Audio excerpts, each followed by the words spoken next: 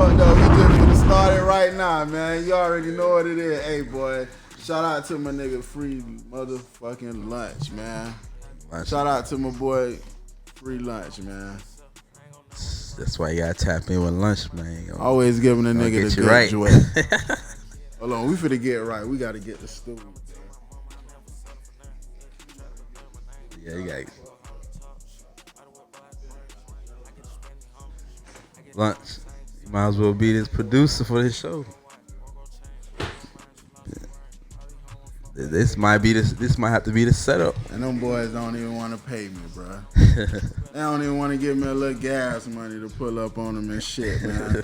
Y'all already know what it is, man. This the pop-up Who Am I with T. Murray interview, man. Behind the scenes in the kitchen, man. Live in the flesh. Your boy Gumbo's World. What it do? What it do? You already know what it is. So Gumbo, how we start off the platform, you feel me? The name of the platform is Who Am I with T. Murray. So what we do with the guests, start off and let the people know who you are, man. Introduce yourself. Man, it's your boy Gumbo. You know what I'm saying? From the Congo, we live in the flesh, man. You know what I'm saying? We just striving, prospering. Goddamn, I'm with my boy Team Me, you know what I'm saying? Let's rock. Let's do it. We live in the flesh right now, man. We came a long way. You know what I'm saying? We're here. Man, we gonna get right into it, man. Gumbo, before we even start, let's take them back, man. Okay. I'm talking about, let's take them back. Like, first of all, where you from? I'm from the Congo in Africa. You know what I'm saying? Born and raised, left when I was 8 years old. Came to America like 2004. My uncle brought me and my brother here. He was in the military and all that. So, we was in a lot of military housing, moving around in Virginia and VA. Yeah, that's where I grew up at, man. VA. Most of my life, VA. You know what I'm saying? But I was born and raised Congo, the motherland. You know what I'm saying? Where the real oil at, where the real diamonds at. Say that. You heard? Where the real gold at, all that. Say that. So take me in the life, man. Gumbo, bro. Like, just touching down in America, you feel me? Man, when I first touched down in the United States, first place my uncle took us was McDonald's. You know what I'm saying? I'm used to that soul food. It was my first time tasting factory food, I guess, you know. Yeah, it was kind of different. I first time eating what do you call them, chicken nuggets? Yes, sir. It was taste different though. You know what I'm saying? I'm used to like the real wings, the real chicken from the real animal and all that. But goddamn, that's the first we went, and it was like actually the day we came to America, it was snowing. On some coming to America shit, it was snowing. Me and my brother first time seeing snow. Throwing snow at each other and all that. Like we really became Americanized that first day, just by everything our uncle introduced us to. When we first came, we couldn't even speak English, so we had to wait for our uncle to pull up on us because the people we couldn't even communicate with the people at the airlines. It was crazy, but So take me through that, like just getting over the barrier, like having to learn a whole new language. You feel me? And adapting. Man, how I learned English for real. My uncle had a lot of hood movies like The Menace Societies, The Fridays, The Boys in the Hood. So me and my brother, we used to watch a lot of those movies, and that's crazy because that's how we learned English. That's all the movies we had. And when I went to school, I had a class called ESL, English as Your Second Language. Yes, I taught that for like 4 years. You know what I'm saying? I learned English every day we was in school. They took us out of our class, and we went to another classroom called ESL so we can learn English one-on-one. And yeah, man. So when I wasn't in school, I was watching, the movies, the Fridays and all that. Next Fridays. Yeah, a lot of Ice Cube movies. I remember that for sure. Okay. You know what I'm saying? So we learned the language. You feel me? We moving around. So take us from there to like teenage years coming into adulthood. Okay, so I grew up in VA. I grew up by Virginia Beach area. Goddamn, it was in a military housing, so it was like everybody, that was in the military. It was like a family, because we did everything together. In that neighborhood, we threw a lot of events. Like we had like Easter events and holiday events. We spent a lot of time together.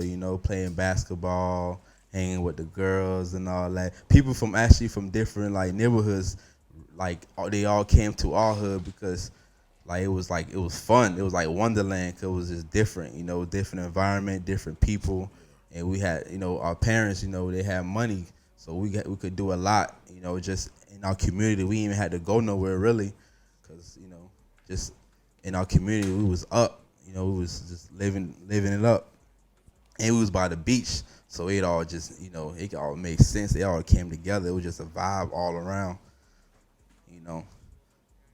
So. I'm a beach boy.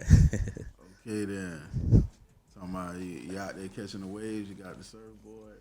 Nah, I actually not. But that's just only in the meta. That's only in the metaverse. That's only in Gumbo's world. In the metaverse. I used to pull up to the hotels by the beach and just swim in their pool every day. Like during the summertime, Yeah. I just pull up to the hotel and just swim. I was living there or whatever. If somebody asked me, I had a room there. And that's how I spent my summertime with the young kids. I had to walk like an hour walk to the beach, and I just go chill at the pool in the hotel, just hang out. You know what I'm saying? Ready to jump in that water, bitch. You know, walk for an hour is about 800 degrees. Should I tell you now? Yes, sir. That's how it was over there, man. So we get there, man. Like, you tell me you from the Congo, then you get come over to Virginia. Mm-hmm. But I met you in West Orlando. So how we got from up there, you feel me? To West Orlando. The VA to Florida. I came to Florida 2017. I originally came out here to be an actor and a model. That was like my whole reason of being in Florida. If that wasn't the reason, I wouldn't even be in Florida right now. But I felt like God had something for me down here in Florida to pursue my dreams, and I just took that opportunity. I left everything. I was living in a condo with my friends and everything. Like, we was good, but I was like, nah, I want to, chase my own destiny, want to be my own man's, and I felt like Florida had it for me down here, so I just left everything, came down here with when I pulled up to, what's funny, when I pulled up to Florida, I had like $9 in my pocket, you heard? So I ain't even had nothing when I pulled up to Florida, but somehow, with the help of God, God was able to help me, maneuver a lot of things and maintain, stack and maintain while I was here since I've been here. For sure. Nah, I know you personally a little bit. We be kicking shit. So I know you had some bumps in the road. You know what I'm saying, along the way coming to Florida. You feel me?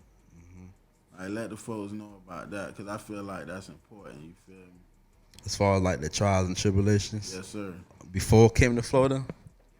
Either before and during. Goddamn. Well, before I came to Florida, goddamn, VA was home to me. So I was around everybody that I grew up with from high school and all that. So I had access to everything I needed. If I was down bad, I had people that I knew. One time I was so down bad in VA, I couldn't pay my phone bill. My uncle, who kicked me out, he pulled up in my crib and he found out I ain't paid my phone bill. He paid my phone bill right on spot. I was like, that was love, because at that time me and my uncle wasn't getting together. I mean, we couldn't get along at all, because he had kicked me out because I wanted to go to a high school, a graduation party. He didn't believe in us sleeping in nobody's houses and all that, and he couldn't understand why I didn't want to follow his rules. So he kicked me out when I was 18. So goddamn, I had to get on my own. Goddamn, what? But I'm glad he did kick me out, because I was able to go live in a mansion. I had met somebody from the job, and they linked me up to their peoples, and they knew I needed a place to stay because I got kicked out. So I would live in the mansion the whole summer of 2015, and imagine being my friend at that time, coming over to my house, and I got everything that you need really, and all I was doing was paying $100 rent. And I was, you know what I'm saying, living everybody's dream in 2015. But goddamn, and that's what messed it up was my friends. They couldn't like handle being in that type of house because they're not used to that environment. You know what I'm saying? So they kind of like fucked it up for me. But goddamn, after that, you know, that's when I just made a decision. You know, to come down to Florida. Being in Florida, I ain't gonna lie though. Being in Florida, like I went through like every stage you can go through as being a Floridian. Like, you know what I'm saying? Talk Not to me about that. like What not you having say? a job, sleeping in the car, being locked up, being on probation, being a father, having a baby mama. Like none of that was my dream. Yeah, well, Florida will do it to you, boy. I'm trying Florida to will tell do you. it to you, boy. I'm trying to tell Do it to you. I you. came out. It'll build you in the sun great too, boy. 'Cause like they say, well, you can make it here, boy. You can make it anywhere. You feel me?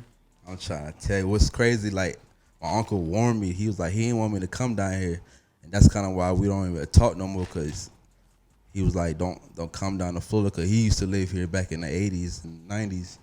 He was just telling me like, don't come down here. You know what I'm saying? You gonna get stuck all that. And I didn't listen. I just wanted to follow my dreams, man. So I had to risk it all, leave everything behind. Had to leave my comfort zone behind, so I can be uncomfortable. That's how I felt. That's what I felt happen. I like what you said right there when you said that. Yeah, for sure.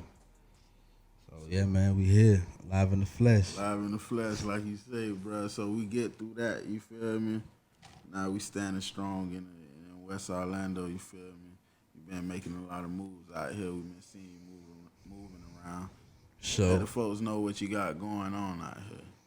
man, I got Gumbo's World TV in the making.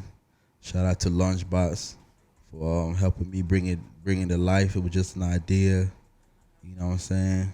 I got the Gumbo Fest every year. Like it's crazy. A lot of stuff that I'm doing now, or I started doing this year, all that was like I wrote all that down when I was in jail. Like the Gumbo Fest, I wrote that when I was in jail. Damn near meeting Lunchbox and H Dot. I wrote that when I was in jail. I was like, when I get out, I'm gonna link up with H Dot and the whole in the kitchen, and it happened like as soon as I got out of jail. That's what's so crazy. Like when you manifest, you write shit down, God gonna make it happen for you. You know what I'm saying? Yeah. And then like the Gumbo's cookies. I had to go. I went to jail the second time, and that's when I came up with the idea of the Gumbo's cookies. You know what I'm saying? So like everything I'm doing or got coming up, like I wrote all that shit in jail, and I'm just trying to bring it to life. You know what I'm saying? What I wrote down, I want to see it come true. But I'm realizing like, you know what I'm saying? It takes money to make shit happen. So we just gotta stack and maintain and be a boss. Cause what also Florida teaching me is, you know, you gotta have ownership. You know what I'm saying? You gotta be a boss out here, man. You can't be just a slave for too long. You know what I'm saying? You gotta, you know, step it up, elevate, and be your own man. So that's kind of what I'm learning out here, and I'm like, it shit stuck in my head. Like, I cannot be a slave for nobody for too long, man. Like one day I'm gonna be a big boss, and it's gonna be crazy. Cause like I'm telling you that right now. So it's like, you know, I just believe that. You know what I'm saying? Like, cause all I know is one thing. Once I get a big check, like all my business is gonna flourish because I already got them all written down what I want to do. So it's gonna just take money and just the passion to really make it happen, and it's gonna happen for me. And you're gonna see it for yourself. I just can't crash. That's the one thing I'm trying to avoid. Just start crashing because I've been in jail for like 5 times since like 2019. So like like trying to avoid from crashing and just, you know, staying away from certain people.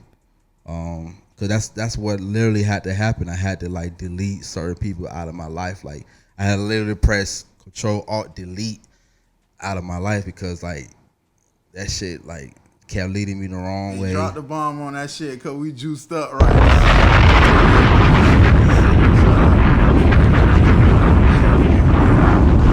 Yeah, man. Hey, let's talk about that, man. Like, cause I think that's important, man. Cause on my platform, that's one of the things we've been trying to stress, like that we want to be a platform where we avoid that with the key words you said, crashing, bro.